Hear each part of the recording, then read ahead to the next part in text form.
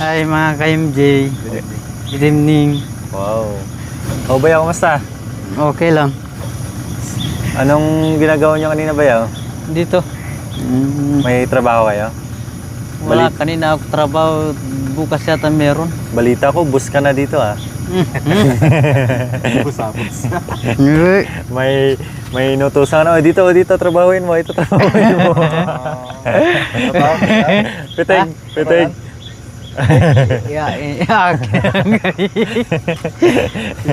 Galing, no? Ang dami naming karga mga ka-MJ, oh. Yan. Punong-puno. Pero hindi ka Bayaw yan.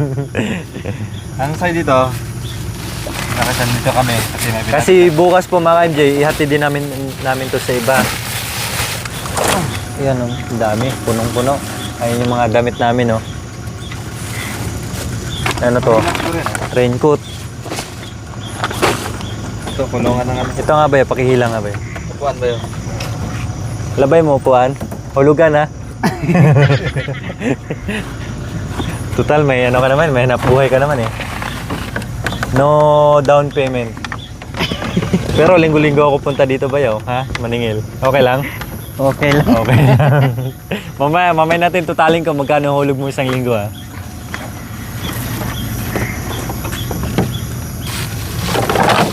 Kahit mo ba yun?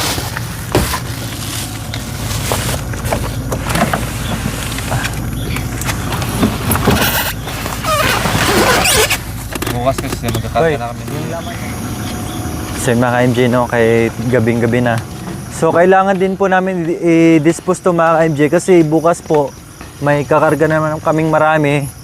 Takaw space po. Ito pa nga lang, hindi namin naisara yung top lip, yung pintuan po. Kasi yung upuan, yung bangko, hindi masasara. Punong-puno po.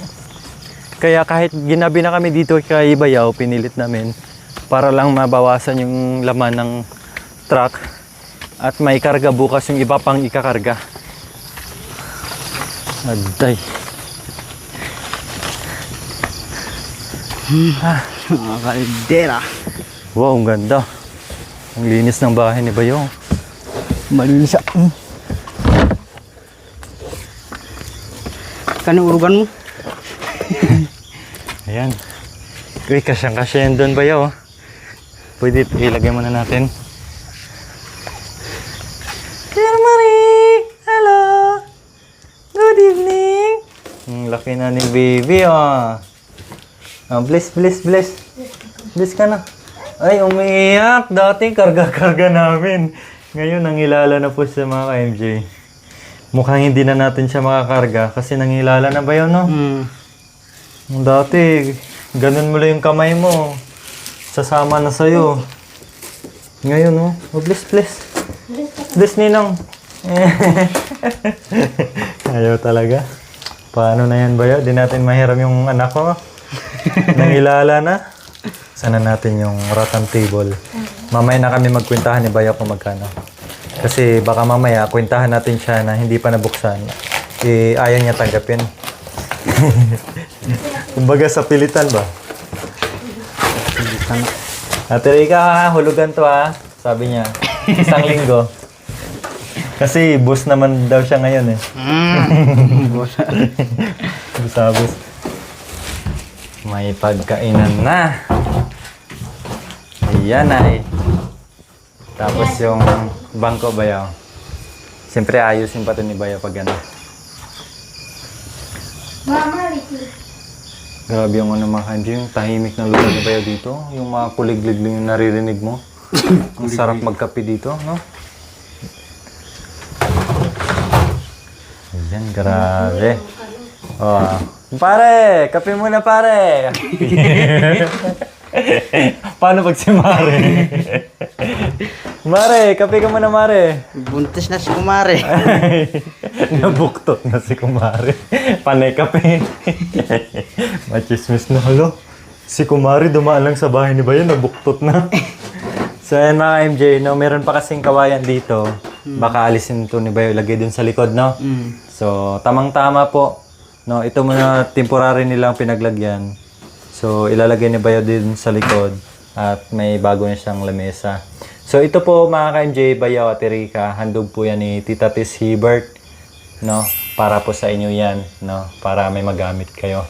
Kaya maraming salamat po Ma'am Tis Hebert sa pinaabot niyo pong table and chairs dito kay Bayaw at kay Erika.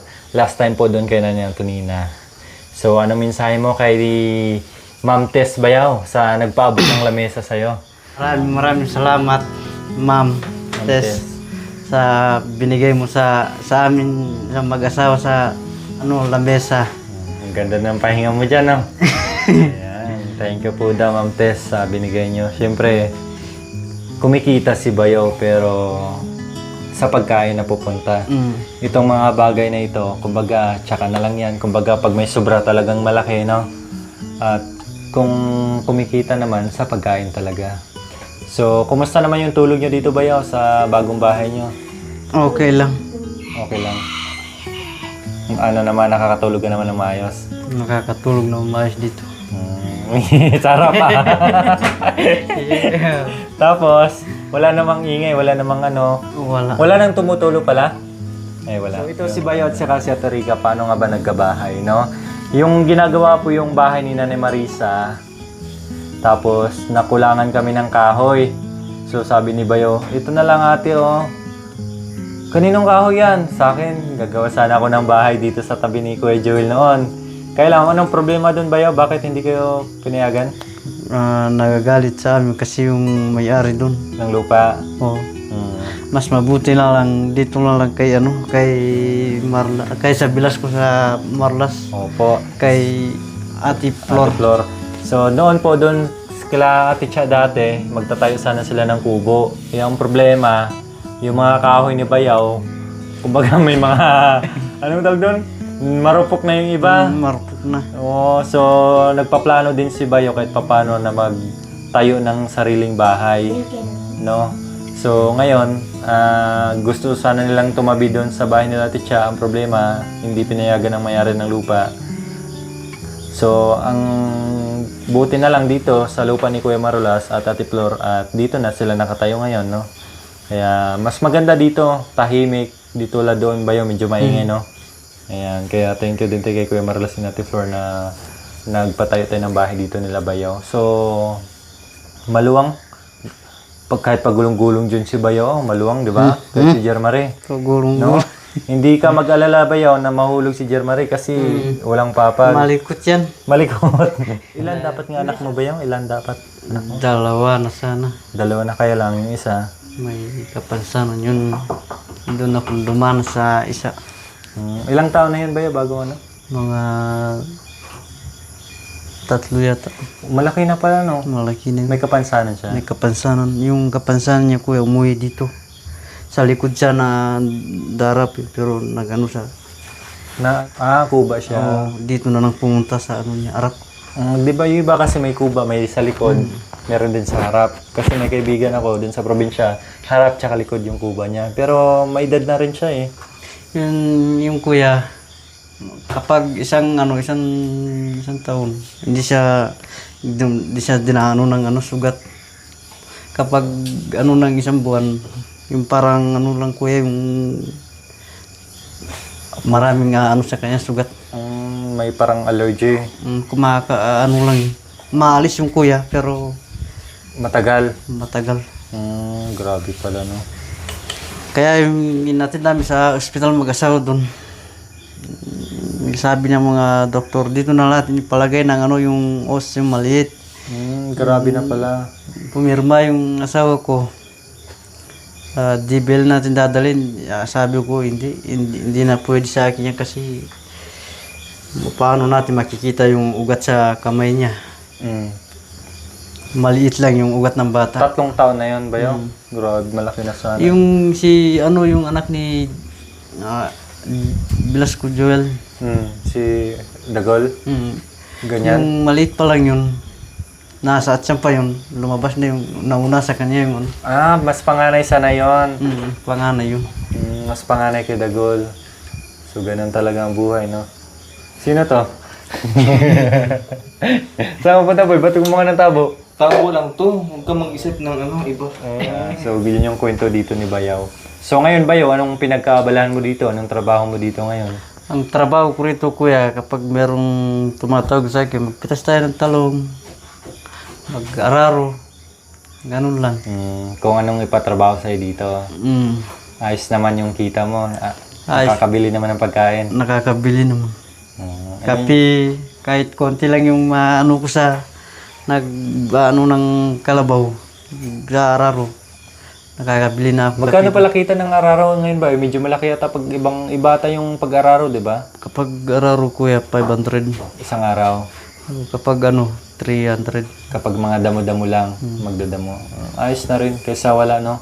Makabili ng kape, bigas. Mahirap kasi magtrabaho ko sa bayan kasi hindi ko inaawakan yung sarili ko kasi kapag nasa bayan na ako, dunurupan ako ng sakit. Masakit yung dumapo sa akin, nasakit kasi ayoko na yung... Pero nasubukan mo rin magtrabaho sa bayan noon? Oo, yung nagtrabaho, kuya, malakas yung dumapo sa akin ng sakit. Bakit?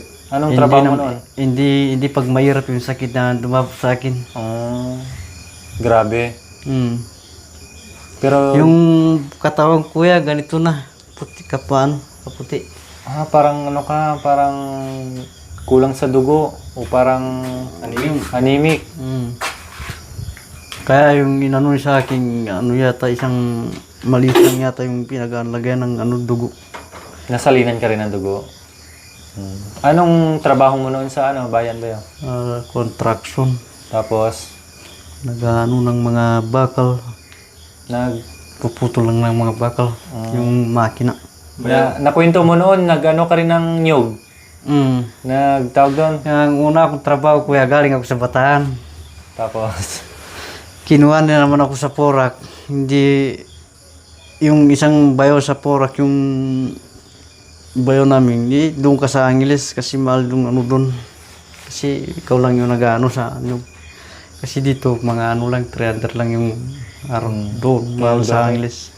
Ginawa ko nila, isang bayo ko. Doon.